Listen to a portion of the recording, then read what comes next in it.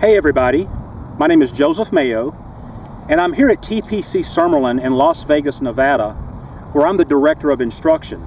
And in this short video, I'm going to give you a tip or a thought that's going to help improve your downstroke sequencing.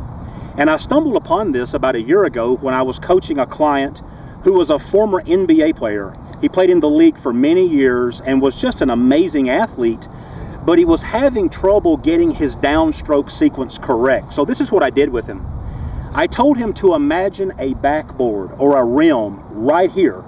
Like the free throw line is here and the backboard and rim are here. And I told him, I said, if you took your address position and you went to the top of your backswing, what if I took the club out of your hands at the top and I replaced it with a basketball? And you can't move your feet, but you have to take the basketball and dunk it into this rim. How would you do it?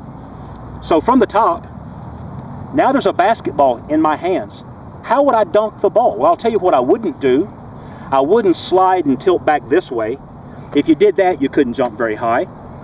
And I wouldn't do what the typical slicer does. I wouldn't back my hips up and spin. If you do that, you're not going to jump very high. And I wouldn't dive my head and shoulders down and forward. You wouldn't do that either. But what you would do, if you were just thinking about basketball in the simplest terms, here's what you would do. From the top, you take your right foot and you would push slightly forward. Whether you knew it or not, that's what you do. And the second thing is you would get into the ground. You would lower into the ground because you're trying to jump up.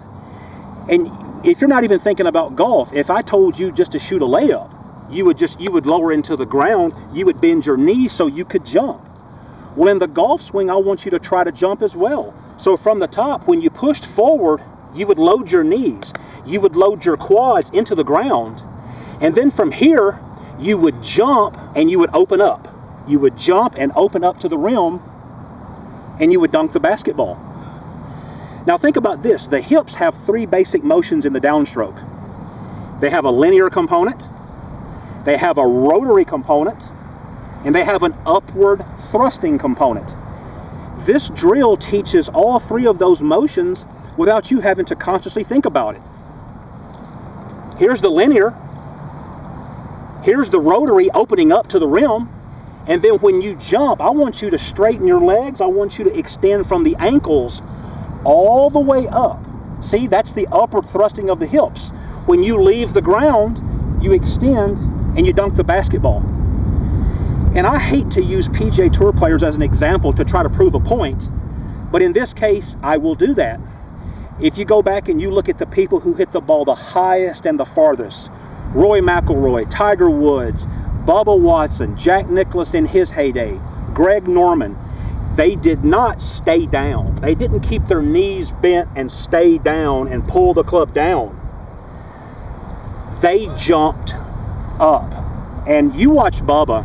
I've stood by that guy and watched him fly it out there 330 yards, and he is literally catapulting himself off the ground. He's throwing himself off the ground. He's not staying down. He's not keeping his knees bent. So one more time, visualize dunking a basketball. From the top, you push forward, you get into the ground because this is your destination up here. Jump and open up. If you do this, I promise you, it is going to help your downswing, and you're going to hit it higher and you're going to hit it further. I hope you enjoyed this video as much as I enjoyed making it, and I will have more for you soon. Bye.